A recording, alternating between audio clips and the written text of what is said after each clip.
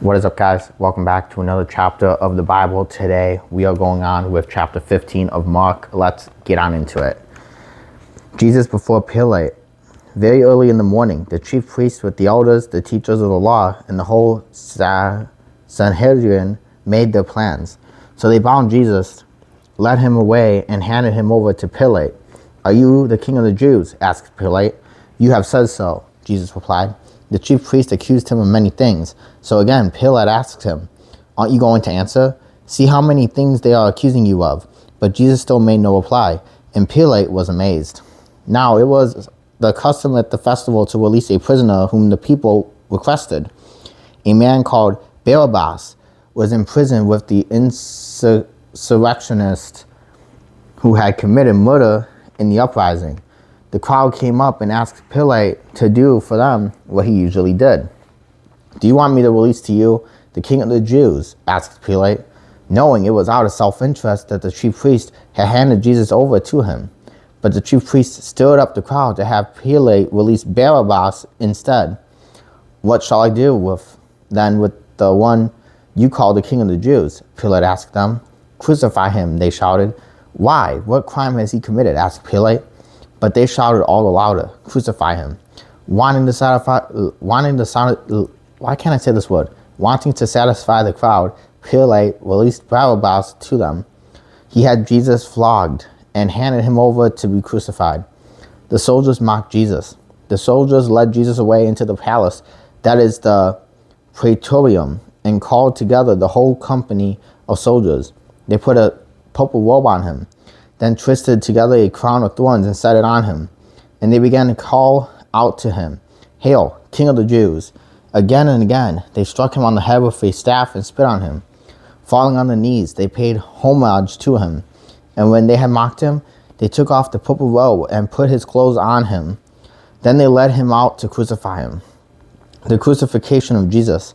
A certain man from Cyrene, Simon, the father of Alexander and Rufus, was passing by on his way from the country, and they forced him to carry the cross. They brought Jesus to the place called Golgotha, which means the place of the skull. Then they offered him wine mixed with myrrh, but he did not take it, and they crucified him, dividing up his clothes. They cast lots to see what each would get. It was 9 a.m. when they crucified him. The written notice of the charge against him read, "The King of the Jews." They crucified 2 rebels with him, one on the right, one on his left. Those who passed by hurled insults at him, shaking their heads and saying, "So, you who are going to destroy the temple and build it in 3 days, come down from the cross and save yourself." In the same way, the chief priests and the teachers of the law mocked him along themselves. "He saved others," they said, "but he can't save himself. Let this Messiah, the King of the King of Israel, come down now from the cross, that we may see and believe." Those crucified with him also heaped insults at him. The death of Jesus. At noon, darkness came over the whole land until 3 p.m. And at 3 p.m, Jesus cried out in a loud voice, "Eloi, Eloi, lema sabachthani," which means, my God, why have you forsaken me?" When some of those standing near heard this, they said, "Listen, he's calling Elijah." Someone ran, filled a sponge with wine vinegar, put it on a staff, and offered it to Jesus to drink.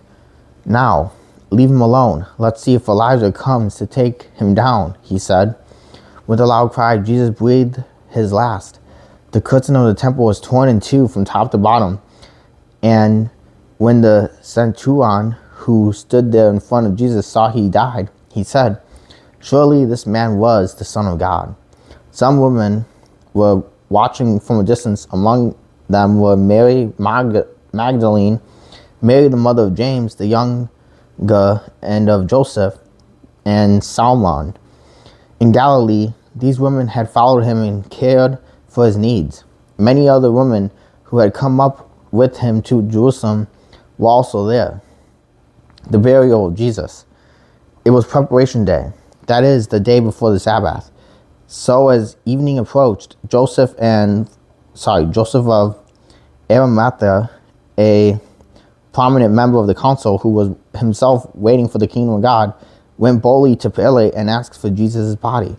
Pilate was surprised to hear that he was already dead. Summoning the centurion, he asked him if Jesus had already died. When he learned from the centurion that it was so, he gave the body to Joseph.